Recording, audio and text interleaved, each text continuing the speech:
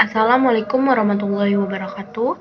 Hello everyone, my name is Rizky Afifah Alfi. I'm from class T.Bio 2. Here I will explain about the origin of living things. So, there are several theories of the origin of life. The first of which is the oldest is the theory of abiogenesis. In biology means no and bio means life. So the theory of abiogenesis states that living things come from non-living or inanimate object.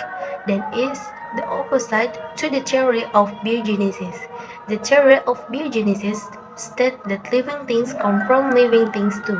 Then finally, there is the modern theory of evolution. The theory of abiogenesis states that living things are created spontaneously from inanimate objects, or what is usually called generation spontanea. The oldest character is Aristotle, then there is van Helmont, Antony van Leuwenhoek. From Antony van Leuwenhoek, this was the forerunner to the development of microbiology because he invented a simple microscope to observe water soaking in straw, which turned out that there were microorganisms in the water soaking in straw. Then there was John Nedham, also experiment with the easiest theory of abiogenesis. He carried out experiments using both brood. Well, all of their theories state that living creatures and create from inanimate objects. For example, maggots emerge from dead rats and dead animals.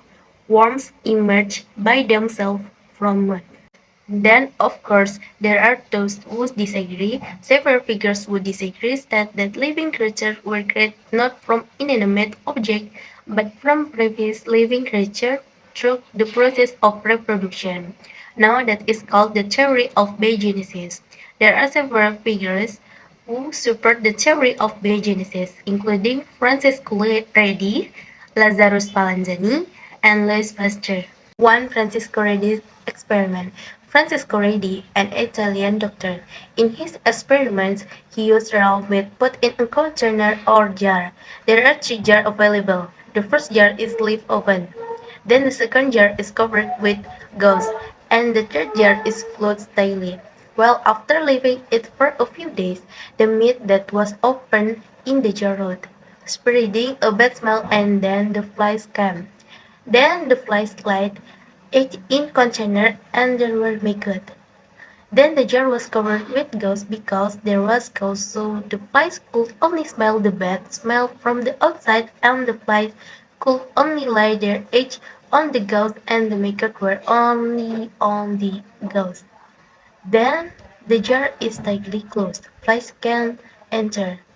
So here Francesso Redi wants to prove the maggots come from flies that lay eggs, so their origin isn't from rotting flesh. To Lazzaro Spallanzani. Does the something Spallanzani boils the broth to sterile the broth which is the meat stew. Spallanzani used two containers. One container is open and one container is tightly closed. It turned out that after a few days, the broth that was open became cloudy and smelled bad, while the broth that was tightly closed wasn't cloudy and didn't smell bad. Lazzaro Spallanzani proved that the rot was due to microorganisms coming from outside. But his theory was rejected because microorganisms would not grow if there was no oxygen. Realized Pasteur. Pasteur carried out experiments similar to Nedham and Spallanzani, but Pasteur only used one flask on top of which a glass pipe in the shape of a swan's neck was attached. The purpose of installing the pipe is so that oxygen can enter, but microorganisms cannot directly enter the brood. So microorganisms from outside enter and get stuck in the pipe. So the brood that has been heated or stirred and left for several days will remain clear because the microorganisms cannot enter. A few days later, because it has been proven that it remains clear, the sound is settled so that the brood can reach the contaminated pipes. It is left for a few days and then it turns cloudy and smells bad because there are microorganisms entering from outside. So this is where Pasteur was able to prove that the microorganisms came from outside and were created spontaneously from birth. After overthrowing the theory of abiogenesis, a new theory emerged, namely omnivivum ex vivo, meaning that all living things originate from previous living things. Biochemical theory of evolution. 1. Harold Urey. Theory of evolution. Urey supported Oparin's hypothesis. They agreed that organisms were first formed on this earth in the form of single-celled creatures. Life occurred first in the air or atmosphere.